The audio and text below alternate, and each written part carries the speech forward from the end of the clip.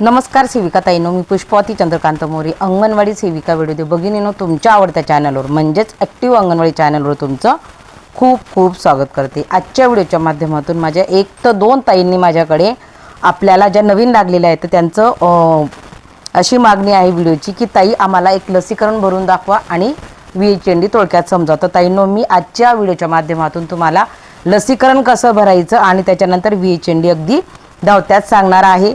जरी तुम्ही व्हिडिओ पाहिला असेल तरी रिपीट बघा। तुम्हाला लसीकरण भरणं हे खूप महत्त्वाचं आहे, कारण की आपण मातृवंदना योजनेच्या पोर्टलवर जे फॉर्म भरत आहोत तिथे देखील आपल्याला लसीकरण लागतं। त्याच्यामुळे हे लसीकरण आपल्याला पोषण ट्रॅकरचे ॲप्लिकेशन भरणं देखील खूप महत्त्वाचं आहे।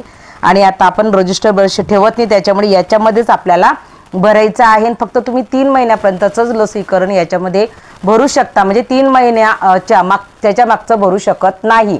म्हणजे 3 महिन्यापर्यंत तुमचे जेवढे लसीकरण बाकी असतील तेवढे तुम्ही भरू शकता, पण त्याच्यानंतरच्या तारखा असतील तर त्या तुम्हाला घेता येणार नाहीत। तर चला, त्याच्यासाठी आपल्याला लाभार्थी लसीकरण ह्या ऑप्शनवर जायचं आहे। तर या ऑप्शनवर गेल्यानंतर आपल्या समोर लसीकरणासाठी 4 असतात, गरोदर माता असतात, त्याच्यानंतर 0 ते 6 महिने, 6 महिने ते 3 वर्ष आणि 3 ते 6। तर ह्या सगळ्या याच्यामध्ये आपल्याला लसीकरण भरायचं असतं। तर सगळ्यात प्रथम आपल्याला गरोदर माता यांचं लसीकरण मी तुम्हाला भरून दाखवते। तर बघा, गरोदर माता या मोड्यूलवर आपल्याला क्लिक करायचं आहे। आता जर तुम्ही पाहिलं तर तुमच्या समोर लक्षात येईल की इथं बाकीमध्ये जे आहे ते माझं ऑप्शन नाही, पूर्ण झाल्यामध्ये पण नाही, परंतु ओव्हरड्यूमध्ये म्हणजे ही माता ओव्हरड्यूमध्ये गेलेली आहे, म्हणजे तिचं लसीकरण हे आधीच हे झालेलं आहे, म्हणजे इथं बाकीमध्ये ते येणार नाही इथं। तर आपल्याला ह्या ऑप्शनला क्लिक करायचं आहे। जर तुमचा इथे आकडा सापडला नाही, इथं सापडला नाही, तर तुम्ही इथं ओव्हरड्यूमध्ये करायचं आहे। तर आता मी ओव्हरड्यूमध्ये क्लिक करणार। माझ्याकडे एकच माता आहे आणि त्या मातेला मागच्याच महिन्याला नोंदणी केली, परंतु जे त्यांच्या नियमानुसार 3 महिने पूर्ण झाल्याशिवाय ते लसीकरण म्हणजे इंजेक्शन देत नाही TTचं पहिलं, तर ते तिचं दिलं गेलं नाही, त्याच्यामुळे ती ओव्हरड्यूमध्ये आली, परंतु आता तिला दिलं गेलेलं आहे। तर बघा, आता आपण त्या मातेच्या याच्यावरच क्लिक करणार आहोत। मातेच्या नावावरच आपल्याला क्लिक करायचं आहे। क्लिक केल्यानंतर आपल्यासमोर पेज ओपन होईल, तिथं तुम्ही मातेचं नाव बघू शकता, अंगणवाडीचा कोड देखील दिसतो, त्याच्यानंतर तिचं वय दिसतं, जन्मतारीख दिसते।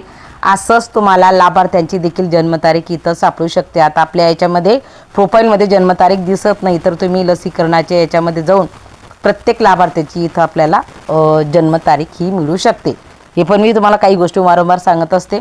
तर आता आपल्याला तिचं कालबाह्य झाले तर आपल्याला इथं क्लिक करायचं आहे। तर या ऑप्शनला आपल्याला क्लिक करायचं आहे। या ऑप्शनला क्लिक केल्यानंतर मग आपल्याला इथं तारीख ह्या ऑप्शनवर क्लिक करायचं आहे।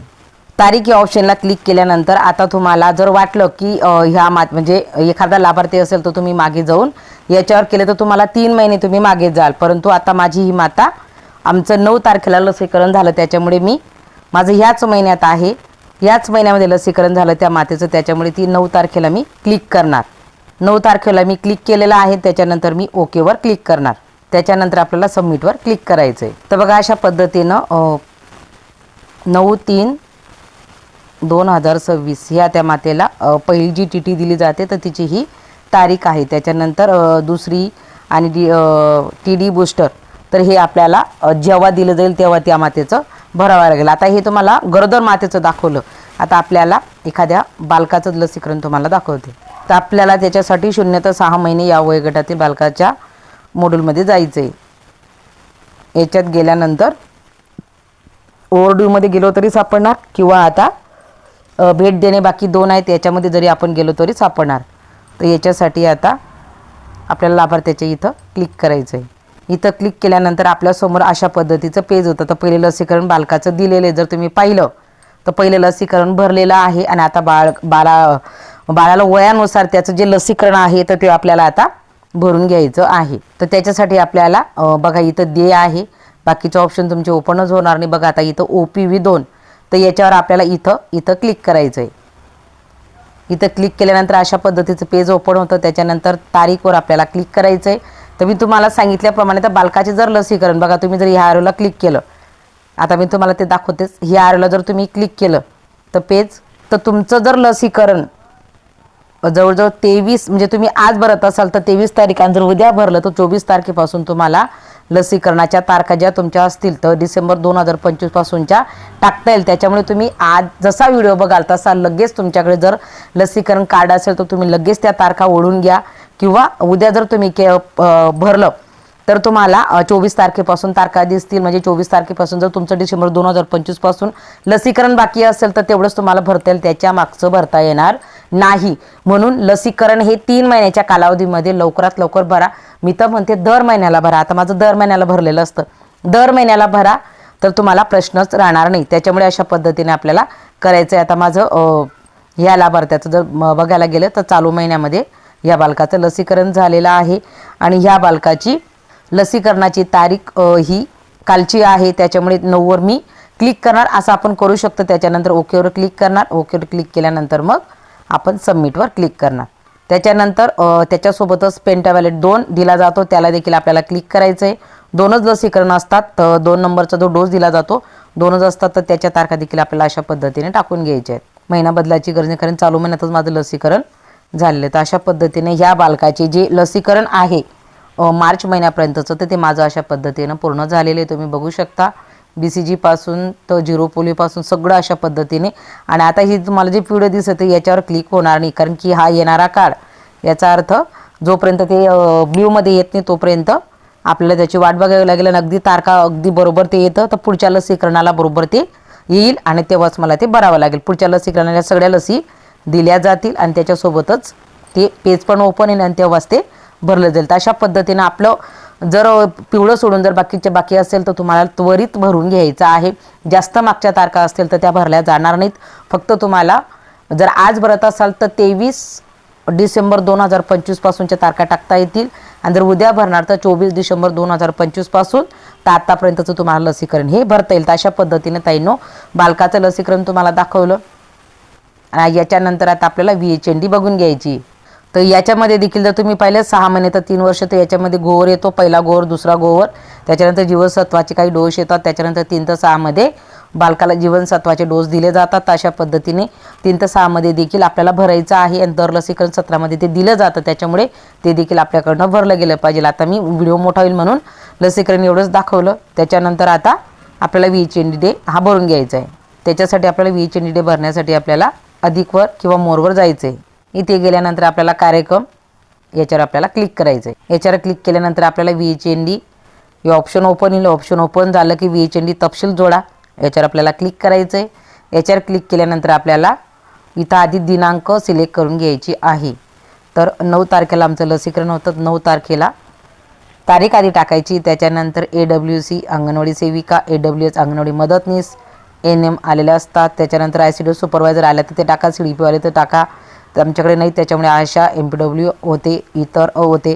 तर एवढं प्रत्येकावर तुम्हाला क्लिक करायचं. प्रत्येक ऑप्शन जे आहे ते बघून तुम्हाला जिथे जिथं आहे तर अशा पद्धतीने क्लिक करून घ्यायचं. तुमच्याकडे जर सुपरवायझर लसीकरण आला असेल तर इथला कॉलम देखील हा देखील तुम्ही भरायचा आहे. त्याच्यानंतर मग आता गरोदर माता किती, स्तनदा किती, तर हे आपल्याला भरून घ्यायचं आहे.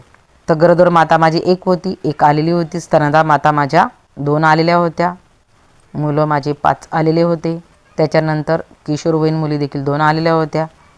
त्याच्यानंतर मुलांच्या माता देखील ह्या 6 आलेल्या होत्या. त्याच्यानंतर मुलांचे पालक 2 आलेले होते. तर अशा पद्धतीने हे पेज आपल्याला भरून घ्यायचं. त्याच्यानंतर पुढीलवर आपल्याला क्लिक करायचं आहे. हे क्लिक केल्यानंतर मग आपल्याला आता हे जे ऑप्शन आपल्यासमोर आलेलं आहे तर हे आपल्याला याच्यावर क्लिक करून ते भरून घ्यायचं. बघा प्रत्येक याच्यावर क्लिक करायचं आहे आणि ते आपल्याला भरून घ्यायचं आहे. तर बघा अगदी धावतीत घेते. गरोदर माता 1, मुलं 5, किशोरी 2, जे तिथं भरलं ते जिथे येणार. सप्लिमेंटरी न्यूट्रिशन, IPA गोळ्या, जीवनसत्व 2, कॅल्शियम 1, आयर्न सिरप 1. त्याच्यानंतर जे आकडे असतील ते तुम्हाला इथं पटापट टाकायचे आहेत. HB चाचणी झाली का, हा एका मातेची झाली. ANC 1 नोंदवली, जे असेल ना ते. त्याच्यानंतर आपण वजन घेतलं का गरोदर मातेचं, तर यस गरोदर मातेचं वजन घेतलं. 2 मुलांचं वजन घेतले मी, किशोरीन 2 मुलींचे वजन घेतली. जे असेल ते टाकायचं आहे आपल्याला. काउन्सिलिंग सर्व्हिसेस, आता याच्यामध्ये जेवढं येतं तर आपण जे सांगितलेलं असतं आपल्या याच्यामध्ये तर ते आपल्याला इथं टाकायचं आहे. तर मी याच्यामध्ये स्तनपान लवकर सुरू करणे या संदर्भात माहिती दिली. त्याच्यानंतर बालपणीची काळजी आणि शिक्षण याच्याविषयी माहिती दिली. त्याच्यानंतर योग्य पुरवकार अशा 3च संदर्भात माहिती दिली. त्याच्यानंतर THR डिस्ट्रीब्यूट केलेला आहे का, तर THR हा डिस्ट्रीब्यूट काही केलेला नाही, त्याच्यामुळे प्रत्येक कॉलममध्ये 0 हे येणार. FNTHR आधीच वाटप झालेला आहे. आणि त्याच्यानंतर पुढे जावर आपल्याला क्लिक करायचं आहे. त्याच्यानंतर हे पेज ओपन झाल्यानंतर एक गोष्ट लक्षात ठेवायची की तुम्हाला या सगळं जे भरलेलं आहे ते तुमचं करेक्ट आहे का, तरच सबमिटवर क्लिक करा. आणि तुम्हाला वाटलं की नाही डाऊट आहे मला परत चेक करायचं, तर रद्द करावर क्लिक करा. आता मला काहीच डाऊट नाही, त्याच्यामुळे मी सबमिट करावर क्लिक करणार. सबमिट करावर क्लिक केल्यानंतर अशा पद्धतीचं रेकॉर्ड ॲडेड सक्सेसफुली अशा पद्धतीचा मेसेज येतो आणि आपला जो VHND आहे तो भरला जातो. परत आपल्याला VHND वर क्लिक करायचं. जर तुम्ही पाहिलं तर अशा पद्धतीने तुम्हाला ते बघता येणार आहे. बघा अशा पद्धतीचे आकडे येतात. तुम्हाला बदल करण्याचा चान्स हा तेव्हाच असतो, त्याच्यामुळे तेव्हाच आपल्याला बदल करता येतो. आणि जर तुम्हाला वाटतं की माझं सबमिट झालेलं आहे, सबमिट झाल्यानंतर मला परत बदल करायचा आहे, तर तुम्हाला बदला ह्या ऑप्शनला क्लिक करायचं आहे. बघा बदला या ऑप्शनला क्लिक केलं परत तुमच्यासमोर पेज ओपन होतं आणि त्याच्यानंतर परत तुम्ही पुढीलवर जाऊ शकता. त्याच्यानंतर इथली माहिती तुम्ही बदल करू शकता. तर अशा पद्धतीने तुम्हाला करून घ्यायचं आहे आणि मला बदल करायचं नाही, त्याच्यामुळे मी जशीच तशी माहिती सबमिट करून दिली. तुम्हाला वाटलं तर तुम्ही करेक्शन करू शकता. अशा पद्धतीने VHND म्हणजे ज्या दिवशी तुम्ही नोंदवता त्या दिवशी तुम्हाला VHND बदल करता येतो. ज्या दिवशी तुम्ही CB नोंदवता त्या दिवशी तुम्हाला CBचा कार्यक्रम देखील बदलता येतो. परंतु दुसऱ्या दिवशी तुम्हाला ना VHND बदलता येणार ना CB बदलता. अशा पद्धतीने पोषण ट्रॅकर ॲप्लिकेशनमध्ये हे काम खूप महत्त्वाचं आहे. याच्यावर अख्खी यंत्रणा राबत आहे, त्याच्यामुळे आपण प्रत्यक्षामध्ये ते काम झालेलं आपल्याला फक्त ऑनलाईन नोंदवायचं आहे. तर ताईंनो आजच्या व्हिडिओच्या माध्यमातून मी सांगण्याचा प्रयत्न केला. तुम्ही म्हटलं की पुढचं लसीकरण पण दाखवा, तर नक्कीच पुढच्या व्हिडिओच्या माध्यमातून पुढच्या महिन्याला दाखवेल. आजच्या व्हिडिओपुरतं एवढंच. धन्यवाद.